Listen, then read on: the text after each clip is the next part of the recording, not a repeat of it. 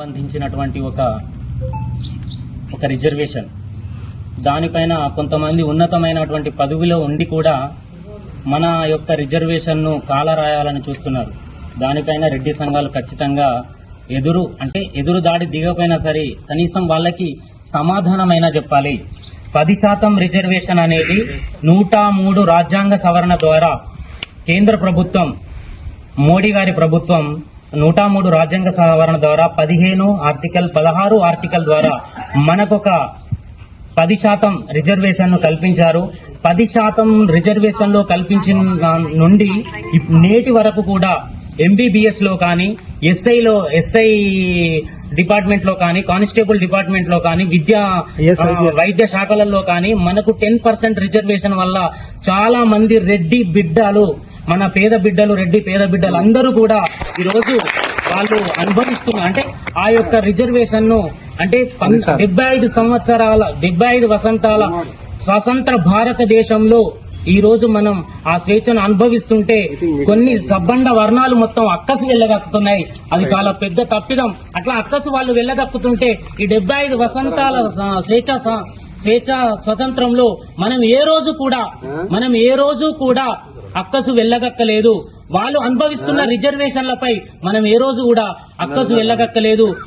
మనకున్నటువంటి బాధలను మనం ఇతరులకు ఎవ్వరికి చెప్పుకోలేదు. కానీ ఈ రోజు మనం 10% అనుభవిస్తున్నామని వాళ్ళు దారుణంగా వాళ్ళు అక్కసు వెళ్ళగక్కడం అనేది సమంజసం కాదు.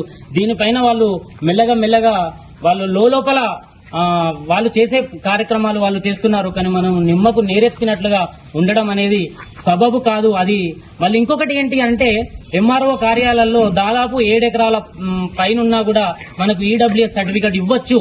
అది రూలు. దానికి సంబంధించినటువంటి ఆస్తి వివరాలు చూసుకున్నా అది ఇవ్వచ్చు. కానీ 5 ఎకరాల పైచీలకు ఒక 5 ఎకరాల మీద ఒక 5 గుంటలున్న కొన్ని ఎంఆర్ఓ కార్యాలయాలు మన రెడ్డి బిడ్డలకు ఇవ్వట్లేదు. దానికి గల కారణాలు అనేక ఉన్నాయి. వాటి మీద కూడా మనం కొంచెం ఖచ్చితంగా దృష్టి పెట్టాలి. ఖచ్చితంగా దృష్టి పెడితే ఈ రోజు చదువుకుంటున్న 20 సంవత్సరాల నుంచి 24, 25, 26, 30 సంవత్సరాల పిల్లలకు అది ఖచ్చితంగా ఉపయోగపడుతుంది. ఎంబీబీఎస్ ఫార్మసీ సీట్లలో గానీ, ఎంబీబీఎస్ సీట్లలో గానీ, బీటెక్ సీట్లలో గానీ, ఎక్కడ వైద్య ఏ సీట్లలో చూసుకున్నా అది మనకు సంపూర్ణంగా ఉపయోగపడేటువంటి సాధనం. కాబట్టి దాని మీద ఖచ్చితంగా మనం ఫైట్ చేసి మనం ఉన్నది 5% అని చెప్తున్నారు. క్షమించాలి, 5% కాదు. మీరు ఎక్కడైనా బల్లగుద్ది చెప్పండి. 78,12,853 మంది ఉన్నాం మనం.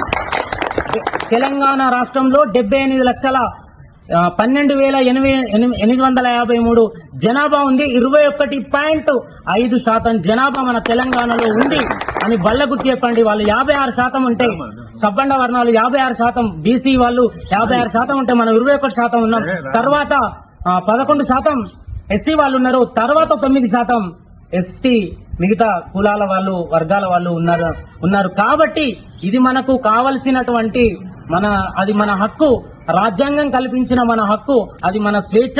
దాన్ని మనం ఖచ్చితంగా అమలు చేసుకోవాలి. కొంచెం ఎంఆర్ఓ ఆఫీసులలో కానీ మన అక్కడ ఉన్నటువంటి కలెక్టరేట్ ఆఫీసులలో కానీ ఎక్కడైనా కూడా వీటిపైన కొంచెం చర్యలు తీసుకొని 7 ఎకరాల పైచీలకు ఇచ్చేటట్టు ఆ మార్గాన్ని సుగమం చేసినట్లయితే ఇప్పటి పిల్లలకు అందరికీ ఖచ్చితంగా మంచి అవకాశాలు ఉంటాయని తెలుపుటకు సంతోషిస్తూ ముగిస్తున్నాను. Thank you.